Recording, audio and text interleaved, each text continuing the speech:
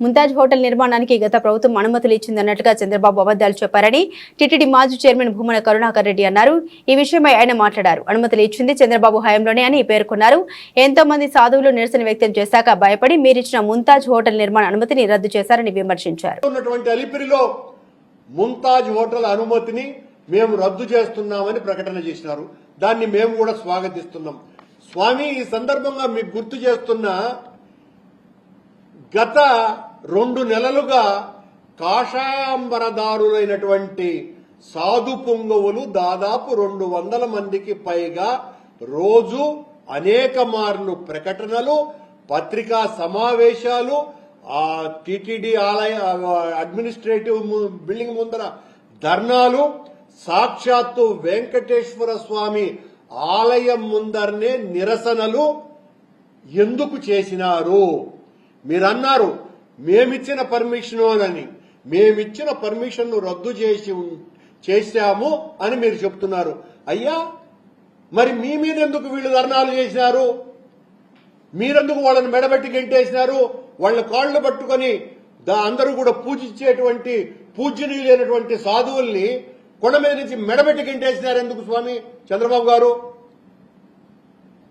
వాళ్ళ దెబ్బకు జడిసి భయపడి ఇంకా ఏం ప్రమాదం వస్తుందో అని మీరే తుడా అనుమతులు ఇచ్చినారు.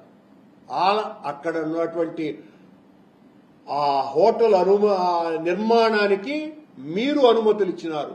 ఇబ్బందులన్నీ తొలగిపోయాయి అని మిమ్మల్ని మోసేటువంటి బోయిలైనటువంటి పత్రికలు, ప్రసార మాధ్యమాలు డంకా బజాయించి మరీ రాసినాయి, చూపించినాయి.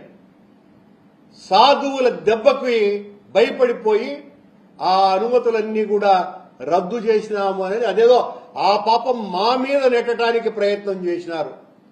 అలాగే అక్కడ ఉన్నటువంటి దేవలోక్ అనేది కూడా మేమే అనుమతి ఇచ్చినట్టుగా మాట్లాడినారు. చంద్రబాబు గారు 2014 నుంచి 19 వరకు మీరు ముఖ్యమంత్రిగా ఉన్న సమయంలో మీకు అనుకూలంగా ఉండేటువంటి ఆ దేవలోక్ అనేటువంటి యాజమాన్యానికి మీరు ఇచ్చినారు అనుమతులు, మేము కాదు, ఛాలెంజ్ చేస్తున్నాం. దీని మీద ఎంత దూరమైనా కూడా మేము ప్రమాణం చేయడానికి కూడా సిద్ధంగా ఉన్నాము అన్నటువంటి విషయాన్ని ఈ సందర్భంగా తెలియజేస్తున్నాం.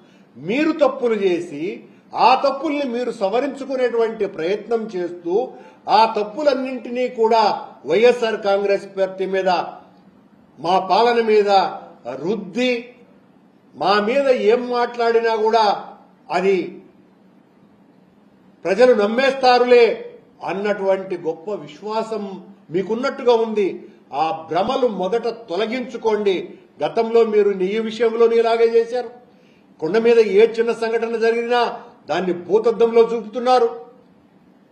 ఈ రోజున మీరిచ్చినటువంటి అనుమతుల్ని రద్దు చేసి ఇక వాటికి అవకాశమే లేదు, శాకాహారం పెట్టుకుంటామన్నా కూడా లేదు, మీరు ఆ పక్క రోడ్డు కవతల పెట్టుకోండి అవసరమైతే అని నేను అనుమతుల్ని రద్దు చేస్తాను అని చెప్పేటువంటి ప్రకటన వెనుక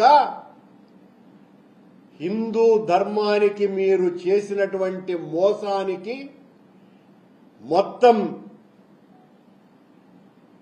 కాషాయాంబరదారులంతా కూడా కమండలాలతో పాటు కథన రంగానికి వాళ్ళు వచ్చిన కారణంగా ఆ పోరాటానికి, ఉద్యమానికి భయపడి విరమించుకున్నారు తప్ప మరొకటి లేదు.